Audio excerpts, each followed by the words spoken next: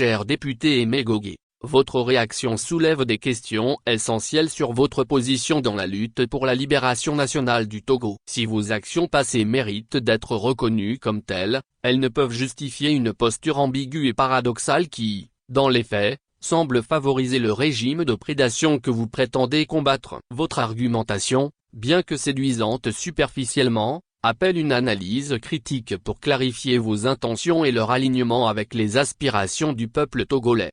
1. Une revendication discutable d'un leadership anti-régime. Vous affirmez avoir fait beaucoup plus contre ce régime que d'autres, mais cette déclaration soulève des doutes quant à votre rôle réel dans la lutte.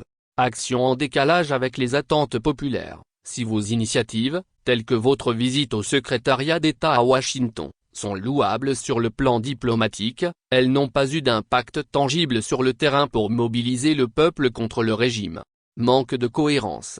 Vous siégez dans une assemblée légitimée par une constitution que vous critiquez publiquement. Vous participez à une mission à l'étranger pour avoir des raisons justificatives du choix de la Ve République et collecter les mécanismes de fonctionnement du régime parlementaire. Comment le peuple peut-il comprendre cette contradiction que vous entretenez de votre propre gré? 2. Une posture de double jeu. Au service de qui? Votre discours suggère un engagement contre le régime, mais vos actes, en tant que député siégeant dans une assemblée monolithique et désirant participer aux élections sénatoriales de la Ve République, contredisent cette prétention. Cela révèle la perversité de votre positionnement ambigu dans la lutte de libération nationale. Participation à des institutions controversées. En siégeant sous une constitution que vous jugez illégitime, vous cautionnez indirectement un système que vous dites combattre.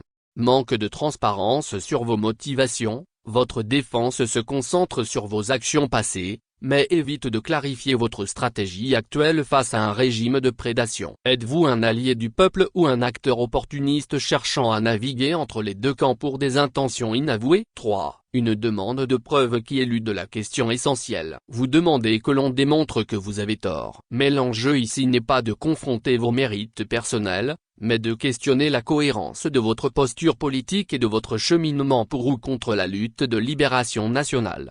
Les faits parlent d'eux-mêmes. Votre rôle au sein d'un système illégitime suffit à semer le doute sur votre engagement véritable par rapport aux intérêts du peuple togolais. Je suppose. Un appel au peuple ignoré. La lutte pour la libération nationale exige des actions collectives et transparentes, pas des démonstrations individuelles de pouvoir ou d'influence.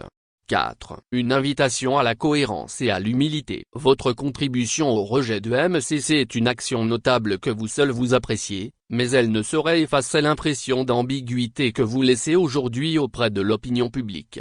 Revenir au fondamental s'impose à nous tous. Si vous êtes réellement engagé dans la lutte pour la libération nationale, vous devez aligner vos actes sur vos discours. Refuser de siéger sous une constitution illégitime serait un premier pas vers la cohérence. Ensuite, renoncer à la candidature aux élections sénatoriales serait une confirmation de votre positionnement aux côtés de ceux qui dénoncent véritablement le processus de l'avènement de la Ve République au Togo. Une posture défensive improductive. Plutôt que de demander que l'on vous prouve votre tort, invitez au dialogue pour construire une stratégie unifiée avec les forces démocratiques. Une interpellation pour choisir un camp s'impose. Chers députés, le peuple togolais attend de ses leaders clarté, cohérence et courage. En tant que figure politique, votre rôle est crucial, mais il doit être dénué de toute ambiguïté. La lutte pour la libération nationale ne peut tolérer de double jeu ni de demi-mesure. Rejoignez sans réserve le camp du peuple, renoncez aux institutions contrôlées par le régime et engagez-vous pleinement dans une stratégie collective de libération. Si vous êtes réellement du côté de la justice, vos actes devront parler plus fort que vos mots.